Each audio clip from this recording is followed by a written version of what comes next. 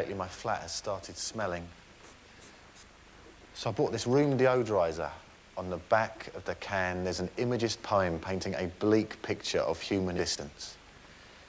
WC areas, damp rooms, sick rooms, geriatric wards, stale alcohol after parties, pet areas, incontinence, caravans and cars. And I looked at that and thought, oh no, that's my life. Oh Lord, please don't let me become this sweaty, red-faced man in a Tyrolean shirt who each morning staggers coughing and gagging out of his miasmal WC area, off to see his sick gran tripping over party sevens no one helped him clear away as the neglected cat rolls a month-old turd across the mushy...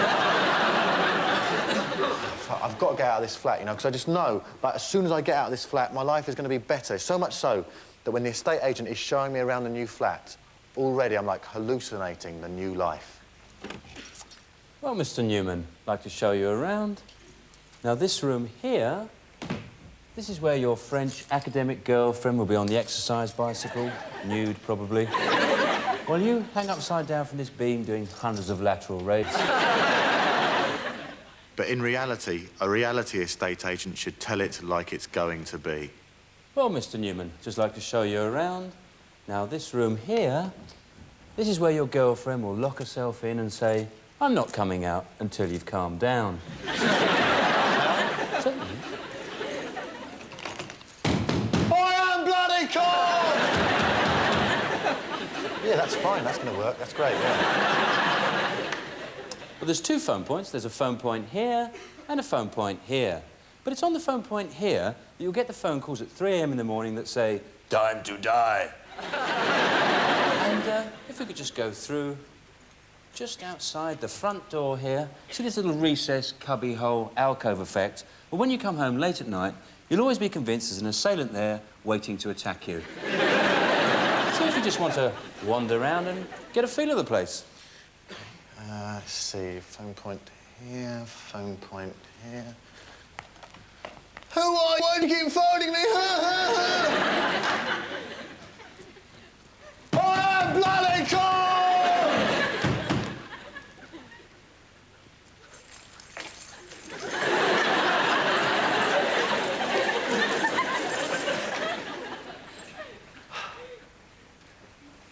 You know, I think I'm going to be happy here.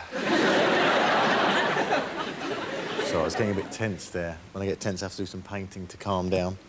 I'll just start off on this pastoral scene. Just do the trees there. You may think, Rob, you're not doing the leaves one at a time, but, you know, like, it's sort of an impressionistic effect I'm getting, you know. You know, and it's not just the leaves I could do in this cavalier manner. You know. Watch this.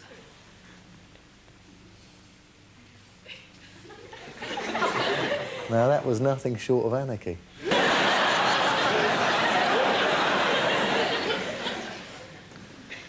I think I'll change colour, you know, use the blue. You know. Now, that wasn't a wild change of colour, but, you know, we've been wild already. You know. I shall do the farmer in the background. I had a moment of regret when I chose the farmer in the background because I thought, oh, he's quite a small figure and everything, but...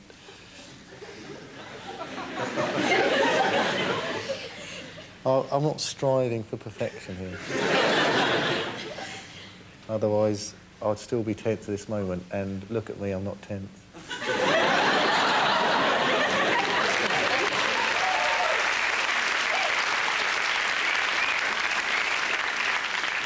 I don't want to brag or anything, but the other day I did a streak of piss about 2 metres long. Oh, wonderful. I mean, the amazing thing was, I was asleep at the time. I don't know if I told you, but I did actually recently acquire a hat, and it's starting to spot with rain now, so I'll just... I don't know if you can see, but it's actually a pair of pants. And what I like about it is it makes me look a bit of a loony, as well as just an itinerant of the road.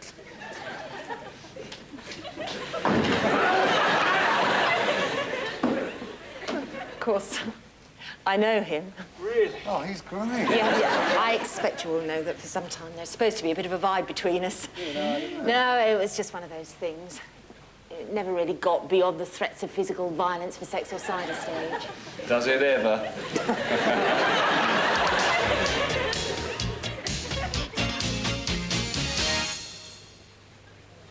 Now, there is no need for 40% of all sports-related accidents to happen. Well, there are no easy games in the world today, apart from the African countries, which are improving steadily. You've got the wars in the Middle East, you've got the Far Eastern countries. Now, there was every need to happen.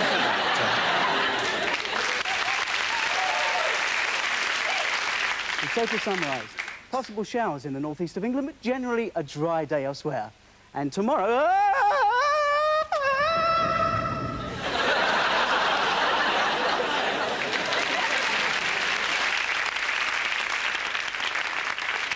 I hate men that fart and are pleased about it. And then they start doing this. My brother does that, you know, sometimes with both hands. Sometimes with one of those mini portable fans you can buy. I hate any kind of self-conscious revelling in your own bodily pleasure, you know?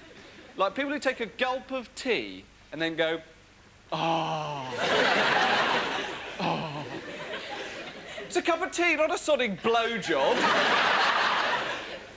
But the people I hate most of all are those people who, after giving you something or showing you something, go, ta-da!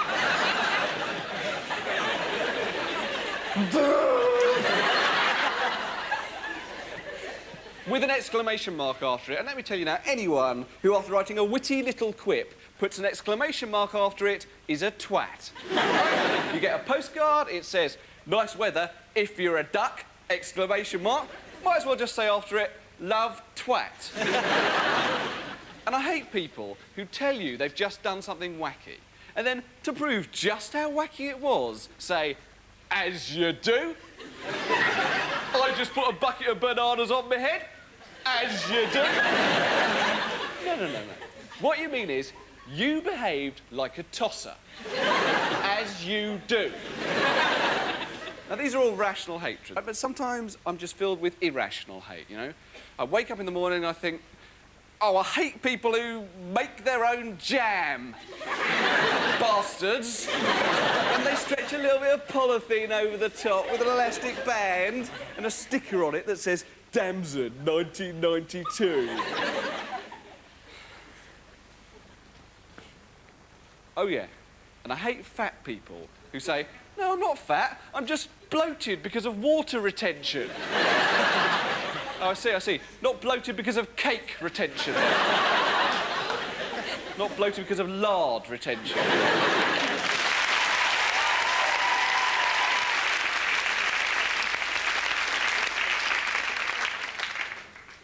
Actually, I had a very long conversation in the street the other day with no one at all.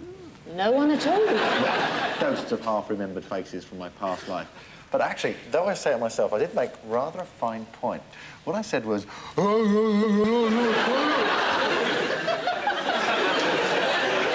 I must remember that. Oh, bollocks! I don't want to bring the mood down at all, but I suppose you both know that old Clyde died.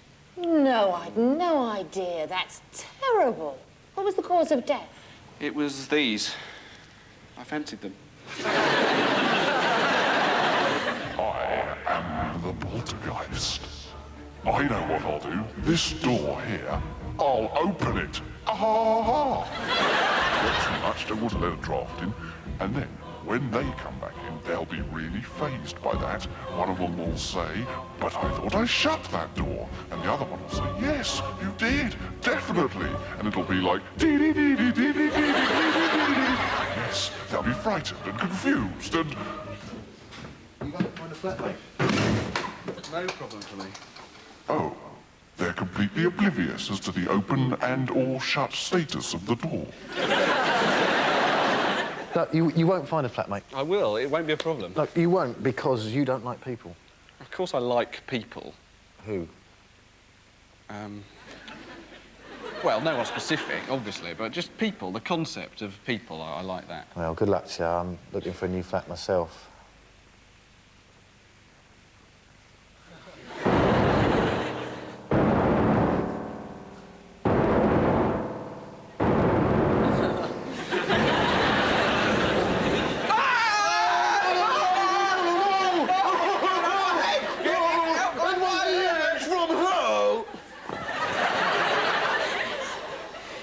I do get on with people.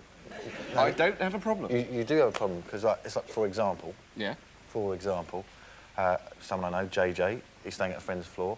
He's sound. Yeah? He's sound, no one has a problem with him, but I thought of, you know, inviting him round to you and meet him, move in. I knew you wouldn't like him, didn't bother. Look, I'm very easygoing. I'm sure he's a lovely fella. I'm sure I won't have any trouble with him. Why don't you just bring him round and we'll see. We'll see. I don't want to do that. I don't want to do it. Break his heart, get his hopes up. You know you're wrong. No, I'll do it, proving a point. Proving a point, I'll do it. Right, and I'll find a flatmate. Yeah. I mean, I admit I have had in the past the odd problem living with people. I lived in Edinburgh for a while with two blokes, one called Steve and one called Mitchell, who was American. And one day I said to Steve, do you know, I heard Mitchell talking to his girlfriend in America for an hour last night. And Steve said, oh, was he on the phone? I said, no, he was shouting. But that is an isolated example. Dee, this is JJ.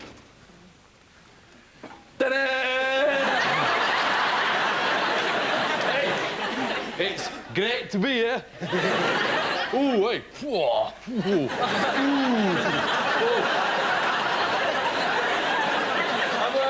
I'm a bit bloated at the moment with the water retention and that, you know. Oh, yeah, hey, I'm going to really look forward to living here, eh? Great. Oh, yeah.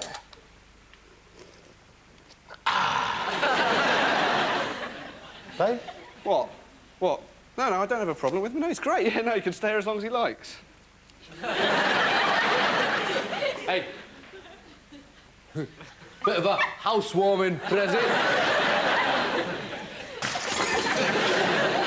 Hey, that reminds me of the time I was skating on this ice, right, dressed as a pantomime zebra, as you do. Me and me right-handed, right, we were coming over the thing.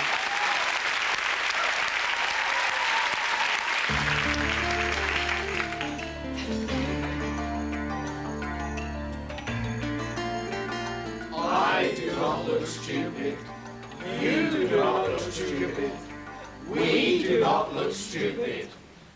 He does look stupid. Julius's experience is not uncommon to the group.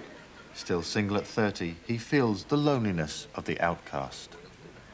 Yes, people will just think that someone like me doesn't have sexual urges, desires. After all, we live in a culture where one is not found attractive unless one looks like Matt Dillon or Daniel Day-Lewis or, you know, any film star. Well, not any film star. Well, no, not Groucho Marx. But I despaired of ever finding love or even someone who'd just hold it for a bit. No. I had a brief flingette, two brief flingettes with women of restricted seriousness, but they didn't work out for some reason. Then I met Helen.